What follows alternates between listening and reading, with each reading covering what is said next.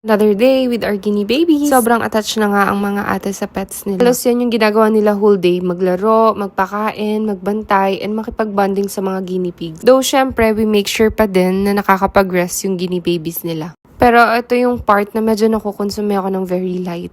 Kasi gusto nila kung saan sila nagsiset up around the house to play with their guinea pigs. Like this one, sa ilalim ng table, gumawa sila ng little setup and naglilipat-lipat sila ng ibang gamit. Inaayos naman nila after, pero alam mo yung every time makikita mo, parang gusto mo nalang ipabalik muna sa cage yung mga guinea pigs. Favorite din talaga nilang i-hand feed yung guinea babies nila.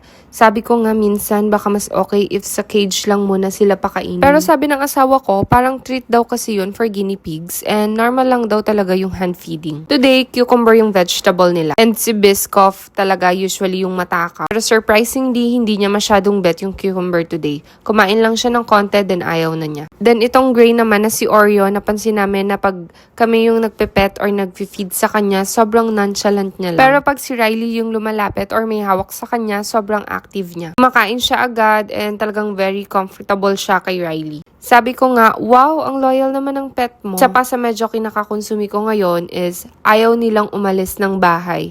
Like today, may lakad kami and ayaw nilang sumama kasi ayaw nilang iwan yung guinea pigs. And ang cute din kasi makikita mo talagang attached na attached sila. But overall, we're really enjoying having these guinea babies in our home. And in fairness, less screen time na rin talaga yung dalawa. And ang bilis din nilang sumunod ngayon. Pag sinabi kong mag-study, magbasa ng book, or tapusin muna yung mga chores nila, ginagawa nila agad para makapag-bonding ulit sa guinea pigs nila. From this, maraming poop and magulong cage, to this. Very good ang mag-ate. Sila naglilinis ng cage ng guinea babies nila. So, ayun muna for another day with our guinea babies. See you next time!